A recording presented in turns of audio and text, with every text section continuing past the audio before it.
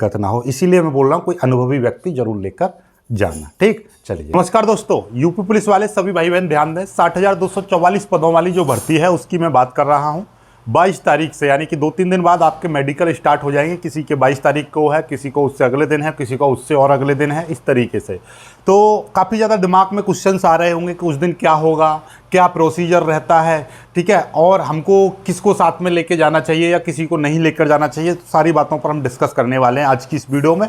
बहुत यूजफुल और बहुत ही सटीक जानकारी आपको देने वाला हूँ, क्योंकि जब हमारे टाइम पर हुआ था तो क्या क्या हुआ था वो पूरा फुल डे का पूरा रिव्यू आपको दूंगा। देखिए, सबसे पहले आपको देखिए डॉक्यूमेंट तो आपको पता है क्या क्या तैयार कराने। जो भी आपने ऑनलाइन फॉर्म भरते समय जो भी आपने डॉक्यूमेंट लगाए थे वो सारे ओरिजिनल चाहिए और उनके 2-2 सेट चाहिए। पहली बात तो ये दिमाग में रख लो, ठीक है। 10 से 15 फोटो रख लीजिएगा अपने पासपोर्ट साइज।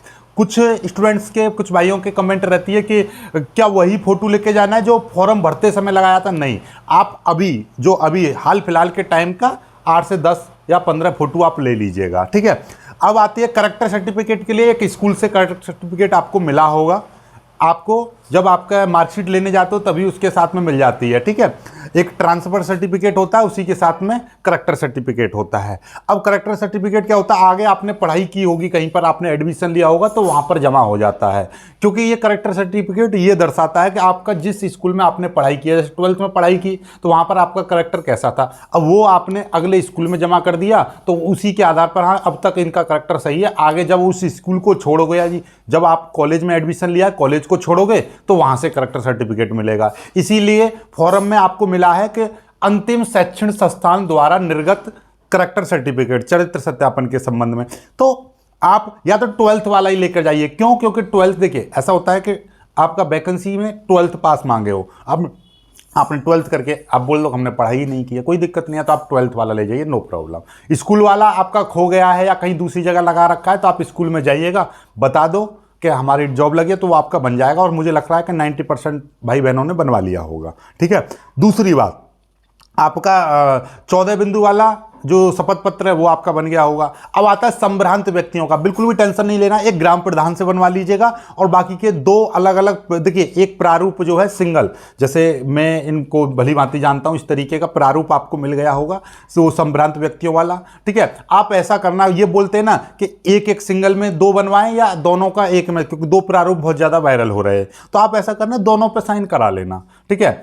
दोनों पे मतलब 2 व्यक्तियों से जो एक आएगा जिसमें एक ही फॉर्म पर 2 संभ्रांत व्यक्ति साइन करेंगे, एक तो उस पर भी साइन करा लेना, एक अलग अलग, एक व्यक्ति ने इस पर साइन कर दिया, एक व्यक्ति ने इस पर। अब उन तीनों को लेकर जाना, यदि वो 2 मांगे अलग अलग तो उन दोनों को दे दीजिएगा, यदि एक मांगे तो एक को दे दीजिएगा। लेकिन वैसे वहां पर दोनों ही चलेंगे, आप कोई भी ले जाइएगा, लेकिन एक सिंगल वाला है वो ज्यादा बढ़िया है, बेटर है, ठीक। चलिए अब बात करते हैं किसी को साथ में ले जाना। जी हाँ, बिल्कुल अपने किसी भाई को, पिताजी को, चाचा को, ताऊ को, किसी ना किसी को अपने साथ लेके जाना। कोई अनुभवी व्यक्ति हो, कोई ठीक ठाक व्यक्ति हो, ठीक है। क्या होगा कि आप वहां पर क्या होगा, जैसे मान लीजिए पुलिस लाइन में हो रहा है, आपकी जनपद की पुलिस लाइन में वहां पहुंच जाओगे। जैसे मान लीजिए अलीगढ़ की मैं बात करूं तो अलीगढ़ में हो रहा है, तो अलीगढ़ डिस्ट्रिक्ट के जितने भी कैंडिडेट हैं वो अलीगढ़ में होगा, आप वहां पहुंच गए। जो कैंपस होगा जहां पर आपका ये मेडिकल होने वाला है, तो वहां पर क्या होगा, आपको एंट्री आपको ही मिलेगी, आपके घर परिवार वाले बाहर रुक जाएंगे।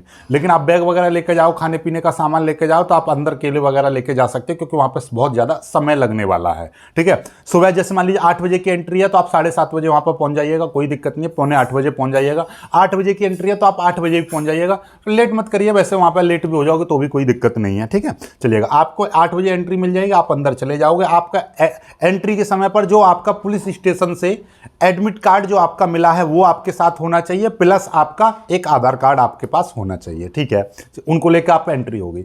एंट्री होने के बाद में आपको क्या होता है, एक फाइल दी जाती है, जो आपका डॉक्यूमेंट वेरिफिकेशन के समय पर जो फाइल तैयार हुई थी उन्हीं में से वो फाइल वहां पर पहुंचाई जाती है, और वो आपके रैंक वाइज वहां पर पहुंचाई जाती है, ठीक है। आपका जो आप बुलाया जा रहा है ना, आपको रैंक वाइज, जिनकी ज्यादा अच्छी रैंक है उनको पहले, जिनकी कम अच्छी है उनकी बाद में, ठीक है। आपको रैंक वाइज बुलाया जाएगा, आपके नंबर की फाइल आपको दे दी जाएगी। तो वहां पर रहेगा पहले दिन का आपका कौन सा नंबर है वो फाइल पर लिखा रहता है, ठीक है। आप 1 2 3 4 इस तरीके से आपको सबको वो दे दिया फाइल, ठीक है। उसी हिसाब से आपको वहां पर बैठा दिया जाएगा, लाइन बना दी जाएगी।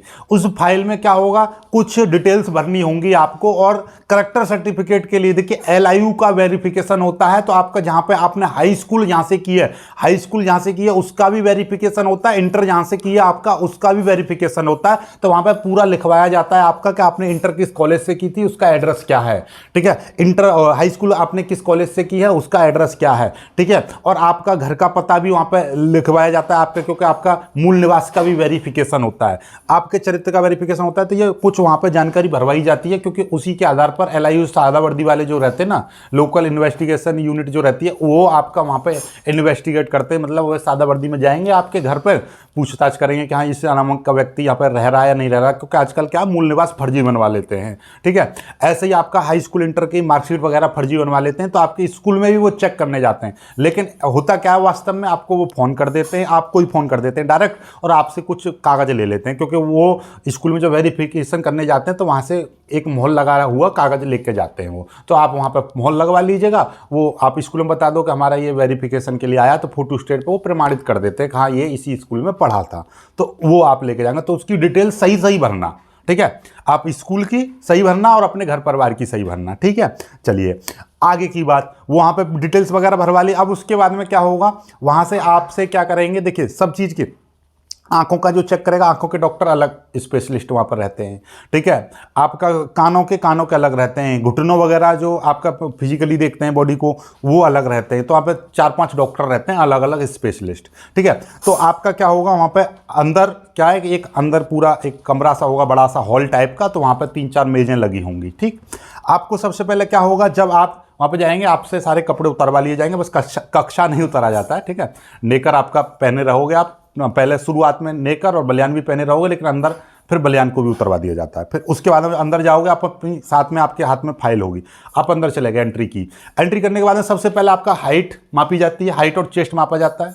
इनके दिमाग में हो कि पहला हाइट वेट सही था, लेकिन अभी आपको डाउट लग रहा है, तो ऐसा कुछ नहीं, जो पहले आप पास हो गए तो बिल्कुल भी टेंशन लेने की जरूरत नहीं है यहाँ पर, ठीक है। आपका पूरा करा लिया जाएगा। कभी कभी क्या होता है, किसी की चेस्ट बीमार वगैरह होगी, कम होगी, तो वहाँ पर क्या है, पुशअप मरवा के उसको पूरा करा लिया जाता है, तो आप बिल्कुल भी फिक्र ना करें। दूसरी बात, जैसे होगा उसके बाद में आपका फ्लैट फुट मापा जाता है, फ्लैट फुट देखा जाता है, ठीक है। फिर उसके बाद में नौकरी चेक की जाती है, फिर उसके बाद में कान आपके चेक करे जाएंगे, फिर उसके बाद में आंख आपकी चेक की जाती है, ठीक है। आपका नौकरी वगैरह आपका पता है, कभी कभी क्या होता है, बच्चे नौकरी टांग उनकी मिल नहीं रही होती है, लेकिन डर के मारे क्या टांगों को ज्यादा खोल देते हैं, इस तरीके से टांगों को खोल देंगे, ऐसे खोल देंगे टांगों, तो टांगों खोल देंगे तो उसका वोलेक्स का पॉइंट बन जाता है। इसलिए नौकरी और वोलेक्स को आप नॉर्मली आप आराम से रहिएगा, आपका आधा इंच का 1 इंच का मतलब पैमाना निकल जाए, इतना गैप आपका रहना चाहिए, कोई दिक्कत नहीं, आप पूरा पास हो। फिर जो कलर ब्लाइंडनेस का सबसे ज़्यादा रहता है, तो उसमें कोई कुछ नहीं कर सकता, इसलिए आपको अलग से 2-3 बुक में पढ़ाए जाते हैं, कौन सा नंबर है वो वगैरह वगैरह, ठीक है। आगे आंखों का आप बस वो लाइन वहीं पे डॉक्टर रहेगा, कोई इतना ज़्यादा हार्ड नहीं होता, सीधे बोलते हैं कि 5वीं लाइन पढ़ दो, 6ठी लाइन पढ़ दो, ऐसी, ठीक है, बस। उसके बाद कान का सबसे ज़्यादा इंपॉर्टेंट पॉइंट बनता है, कान का हियरिंग वाला जो है, आपको वाइब्रेट जिधर होता है वो बता देते हैं, सारे इंस्ट्रक्शन आपको दे देते हैं कि जिधर की आवाज़ सुनाई दे उधर आपको हाथ खड़ा करना है। वो वाइब्रेटर को लेके जाएंगे, पीछे करेंगे तो आपको हाथ ऐसे कर देना है, हाँ इधर से सुनाई दे रहा है। आप वाइब्रेटर को ऐसे कर देंगे, इधर से कहीं से नहीं सुनाई दे रहा है तो कोई दिक्कत नहीं, आप चुप बैठे रहना, ठीक है। चलिएगा, अब आती है सबसे इंपॉर्टेंट चीज़, कान के पर्दे। कान के पर्दे क्या है कि देखिए आपने रीमेडिकल अब की बार बहुत लोगों ने कराया है, तो मतलब रीमेडिकल नहीं, प्री मेडिकल, तो उनका कोई दिक्कत नहीं है। लेकिन क्या होता है, कभी कभी कोई जिन्होंने प्री मेडिकल भी नहीं कराया, लेकिन कानों की सफाई जरूर कराना, क्योंकि डॉक्टर जब आपके कान के पर्दे को देखते हैं तो कान के पर्दे में आपका महल माटी कुछ रहेगा, तो उससे क्या कर देंगे, डॉक्टर आपको पॉइंट दे देंगे। इसलिए रीमेडिकल की कोई बात ना आए, तो इसलिए, ठीक है। कभी कभी क्या होता है, देखिए आप ध्यान से सुनिएगा, बहुत पॉइंट की बात बता रहा हूं मैं आपको। आप अपने साथ किसी को, घर वाले को, एक अच्छे व्यक्ति को जरूर लेके जाना, सभ्य व्यक्ति, मतलब जो सुलझा हुआ हो, क्योंकि वहां पर कभी कभी क्या होता है, अंदर किसी डॉक्यूमेंट की कमी पड़ जाती है, तो वो बाहर से पूरी कर देते हैं, तो साथ के साथ आपका मेडिकल में फिट हो जाओगे आप, ठीक है। बात समझ रहे मैं क्या कह रहा हूं, कि आपका मान लीजिए वहां पर कोई ना कोई ऐसी चीज की आवश्यकता पड़ जाए, मान लीजिए कोई डॉक्यूमेंट कमी रह जाए, ठीक है, तो उसके लिए आप बाहर कुछ एक्स्ट्रा डॉक्यूमेंट डाल के ले जाना, ताकि वहां पर आपकी कमी वहां पर तुरंत की तुरंत वहां पर पूरी हो सके, ठीक है। तो इस चीज़ का विशेष तौर पर ध्यान रखिएगा, तो आप जरूर किसी को साथ में ले जाएगा, अनुभवी हो आप, अच्छे से समझ रहे होंगे मैं क्या कहना चाह रहा हूं, ठीक। चलिए आगे की बात, वहां पर और सबसे इंपॉर्टेंट बात है कि वहां पर क्या है कि दलालों से सावधान रहना।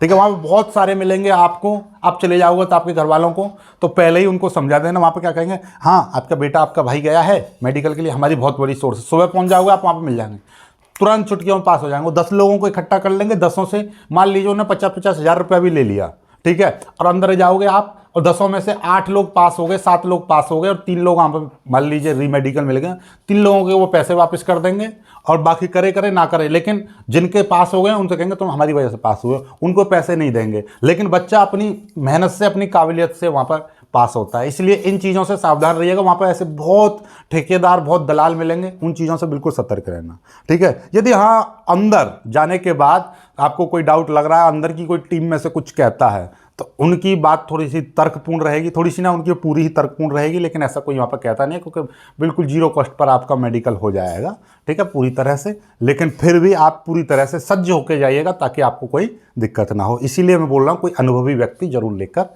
जाना, ठीक। चलिए बाकी मिलेंगे खुश इस वीडियो में, तब तक के लिए बाय बाय, जय हिंद।